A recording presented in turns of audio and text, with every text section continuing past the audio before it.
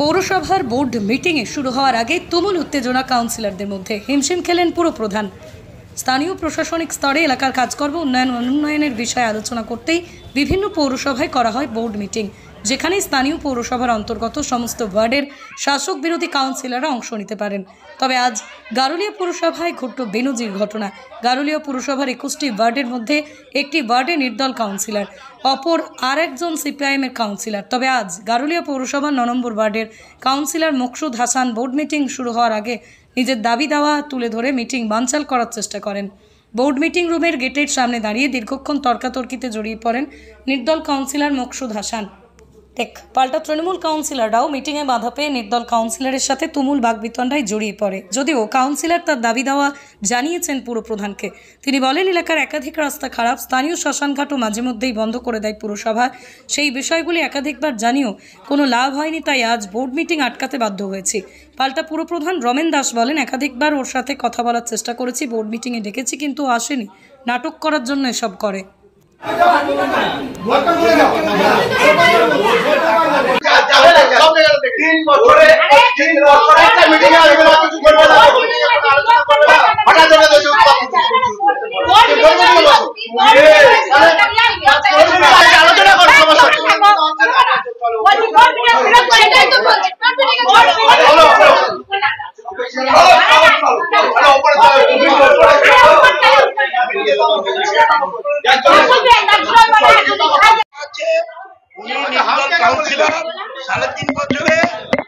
Board meeting আসেনি, নেহাত আমাদের চেয়ারম্যান বারবার রিকোয়েস্ট করে, তাই আমরা কিছু বলি না। ওনার সব কাজ হয়েছে, ওনাকে দিয়ে কাজ করাতে হবে, ওনার কোনো ইস্যুই নেই। এই জোর করে বোর্ড মিটিং বন্ধ করা যায় না, নিয়ম জানে না, কানুন জানে না। এর আগে যখন আমি ভাইস চেয়ারম্যান ছিলাম তখনও একবার গন্ডগোল হয়েছিল, তখনও মারধর ছিল। উনি কোনো বোর্ড মিটিংয়ে আসে না, কোথায় আলোচনা করবে? চেয়ারম্যান চাইছে ওখানে। মকসুদ যেই জিনিসটা করছে সেটা পুরো অন্যায়, অনৈতিক কাজ করছে। একটা রাস্তা নিয়ে বারবার রাস্তার একটা প্রসেসিং থাকে, সেই প্রসেসিং হচ্ছে। এরা কোনোদিন মিটিং এ আসবে না, মিটিং এ না আসলে মানুষকে জানানোর জন্য এটা মিটিং করছে, পরিষ্কার করার জন্য। এটা দিনের পর দিন এই জিনিস হতে পারে না। ও চায় এটা সিক্রেট হোক, একাধিকবার করছে, ও চায় সিক্রেট হোক। আমি ওনাকে নিয়ে গেছি, জানি একটা কলিগ কাউন্সিলর, আমি চাই না কোনোদিন কাউকে অসম্মান হোক।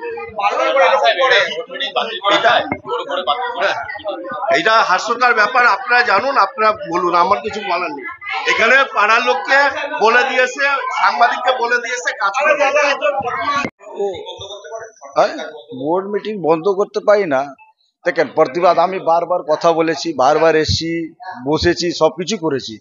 আমি কি পারবো না পারবো ওইটা ব্যাপার না, মানুষ বুঝতে পারবে সেইটা ব্যাপার। যদি উনি এইটাই বুঝে যেতেন তাহলে আমাকে এইখানে আবার এসে বন্ধ করবো বোর্ড মিটিং, সেটা আমার এই প্রসেসে আসতো না।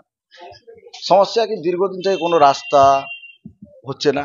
আপনি ডানবারে গিয়ে দেখবেন কি খারাপ রাস্তা, লোক প্রায় দিন পড়ে যাচ্ছে। 3 বছর হয়ে গেল, হবে আমার ওয়ার্ডে কোনো ফান্ডেবল নেই, কোনো কাজ হয় না। তো ওইটা তো ওয়ার্ড হচ্ছে, মানুষ ভুল করেছে আমাকে জিতিয়ে, প্রতিবাদ করি প্রতিবার। তারপরে আর কথা আছে কি, ঘাটের দেখলাম এজেন্ডাতে দেখলাম কি 9 টাকা আর 8 টাকা হবে, ভাড়া বাড়বে। তাই বললাম গরিব লোকের মধ্যে এটা এত একটা চার্জ হচ্ছে, সেটা তো ঠিক না, এটা তো অত্যাচার হচ্ছে। আমি চেয়ারম্যানকেও বললাম এই কথা, এটা মানুষের উপরে অত্যাচার, হ্যাঁ না? তো এর উপরে নজর রাখতে হবে। আর যে ঘাট নেবে সেই ঘাটের আপনাকে মান্থলি করতে হবে, যে ডেলি লেবার আছে, এটা আমাদের নজর রাখতে হবে। তো চেয়ারম্যান সাহেব বলেন কি না, এবার প্রত্যেক বছর 3 বছরের জন্য হতো, এবার 5 বছরের জন্য হচ্ছে, সেজন্য এটা আছে। ঠিক আছে, তাহলে এর উপরে নজর রাখতে হবে, কি মানে লোকের সমস্যা না হয়, লোকের সুবিধা হয়।